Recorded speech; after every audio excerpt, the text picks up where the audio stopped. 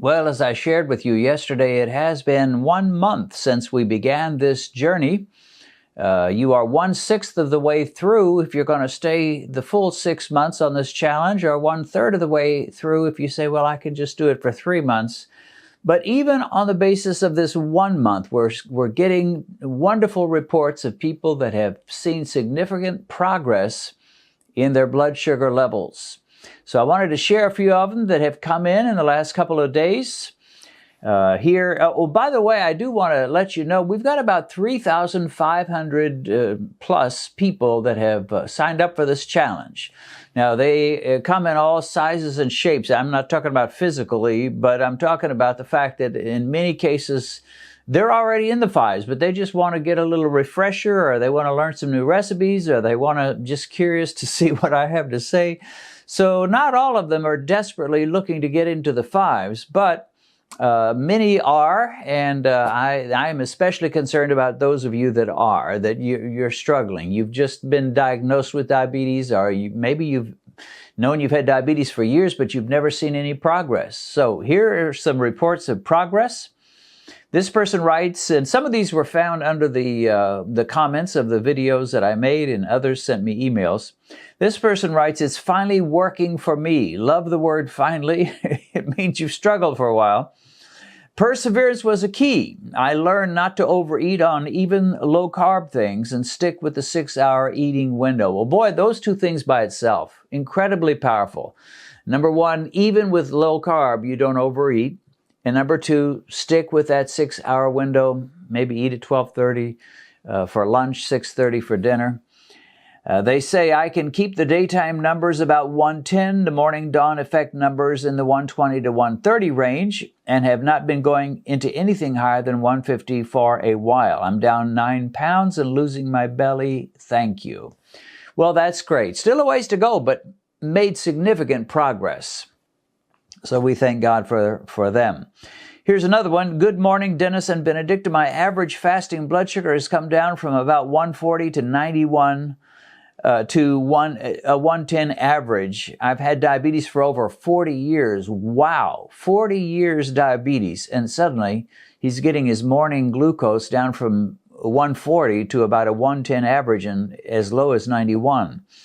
He says, during this time, I've lost over 62 pounds. Okay, so this couldn't just be 1 month. This person's been doing it for a while. I've dropped insulin from 120 units a day by slowly decreasing a few units a day on my own. I've had no insulin for the last 10 years. Okay, so this is a work in progress. No longer take metformin, no meds.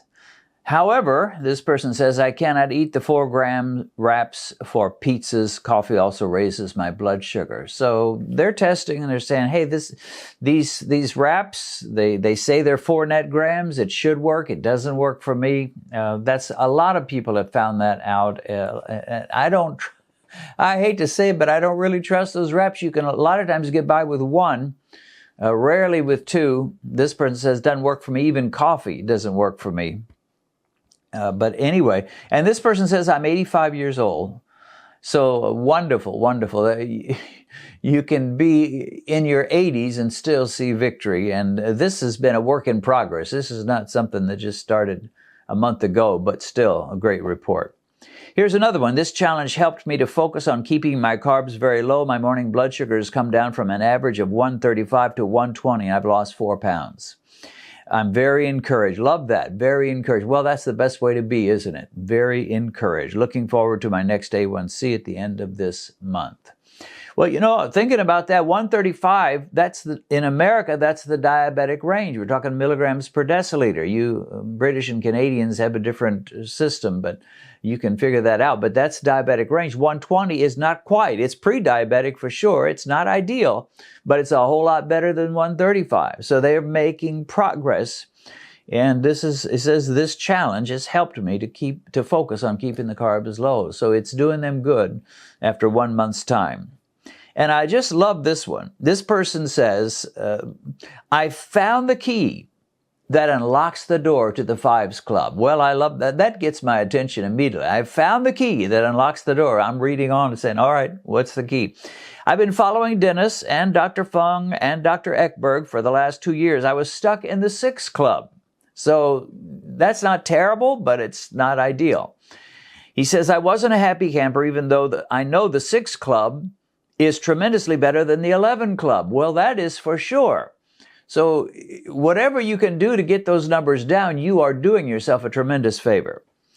He says, I was on 4 meds. I've been diabetic for 35 years. So this is not a newly diagnosed diabetic. 35 years, that's a long time. And now suddenly he's found the key after 35 years. Wow.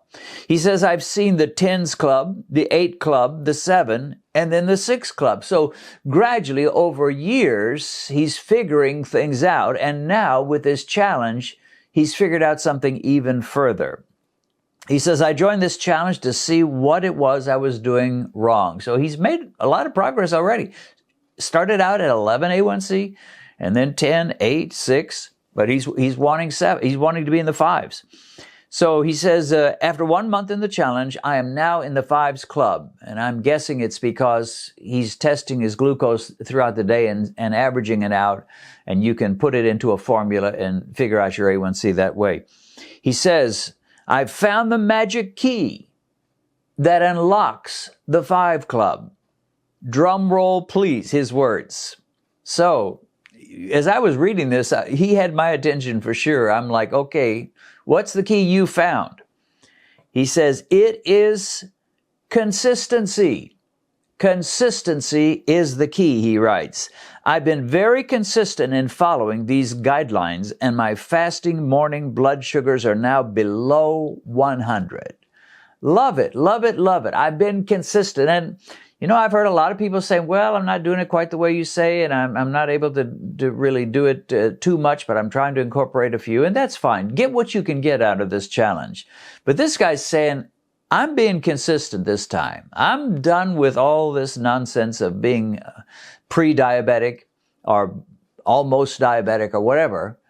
And I found that if I will stay with the rules and follow and be consistent, he says, I can see it. He says, now my blood sugar, I'm waking up in the morning below 100. And to me, that's the promised land. If you could, even if it's 99, if you can wake up below 100, you are doing well, my friend. And obviously it's not perfect. 88 would be better, but if you get under 100, and especially for someone who's been up into the 11s for an A1C, man, there are no superlatives powerful enough to describe how much good this person has done for himself by the grace of God. He said, I'm starting to go into the lower 90s, no meds, he writes in capital letters, no meds, waking up with the lower 90s. Thank you, Dennis and Benedicta, for all you do. God bless. Wow, wow, and double wow. That is phenomenal. And we thank God for you, my friend.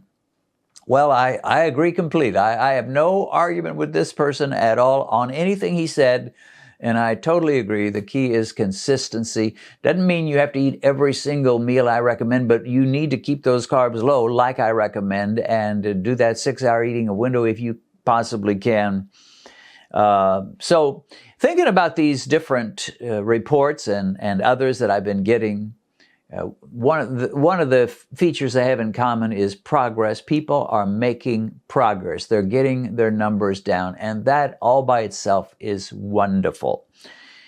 And another thing I thought of as I was reading these is there is something about these folks that are reporting the progress that so many diabetics are not doing, that they are doing. And that is, they are checking their glucose levels, checking their fasting glucose, checking their post-meal glucose. How does a meal affect me? This one person says, well, I found out I can't have the store-bought low-carb tortillas. They say 4 net grams, but it doesn't work for me. Well, how do they know that? Did they just get lightning strike their brain and suddenly the thought came, these tortillas are not working for you? No, they know it because they took out a little $20 or $30 glucometer and gave their finger a little prick and tested their blood, and it said 140 or 150, whatever it was. And they said, hey, this should work for me. These low-carb tortillas should work for me, but they don't. Now, they may work for you. So I'm not saying that they are useless, but it didn't work for them. Another person, and he also says, I found out coffee raises my blood sugar. How does he know it? Did he just get a sudden illumination in his mind? Coffee raises blood sugar. Coffee raises blood sugar. No, he tested himself and found that out. And it works in the opposite way too. There are some things that people say you should never do, and yet I do them, and then I test myself, and it works. Just like the other day, I went to a Waffle House restaurant, and I ordered some milk gravy with sausage. Well, I know full well that gravy has some flour in it. And yet, I brought along a chaffle, and I put the gravy on the chaffle. I had eggs and bacon and coffee. I tested myself. Lo and behold, I was like, I forget what it was, but it was under 100 after eating that meal, about an hour and 50 minutes afterwards. So it's like Mike told me that's okay. So he will tell you some things that may surprise you that you've heard other so-called experts say, you can never do that, you should never do that. And there are some things that look good and seem like they should work, and yet Mike will tell you, Mike the meter I'm talking about, Mike the blood sugar meter, he'll tell you, no, that's not working for you, my friend. So basically, my thought is go with Mike. I like Mike. I like a blood sugar meter to tell me. And there's all kinds of theories. You hear all kinds of things about, well, diabetics shouldn't eat nuts, or diabetics shouldn't eat that, or diabetics should do this. And yet Mike may say different for you. And even with me, I give recommendations about what works for me, but you need to find out what works for you, and the meter will help you do that. All right, so these people, they figured out what's going on in their bodies. It is so illuminating. It is so encouraging. It gives you such confidence when you know what works for you and what doesn't, what foods you can eat, what you can't. And you're testing with Mike, and you have all the confidence and the motivation in the world. And let me just say, if this 1 month brings them these kind of results, and that's all they did, they just stayed with me for a month and said, all right, I got it. I'm taking off the training wheels. I know what to do now. If this 1 month did that much for them, and that's all they did, it would be so worth it. Just a single month is convincing people about the key to victory for them. Now, we're not just talking about them and they. I'm talking about you, my friend. If you'll stay with it, if you'll be consistent, give it some time. And there may be some of you saying, hey, I'm not finding this working for me yet. Give it some more time.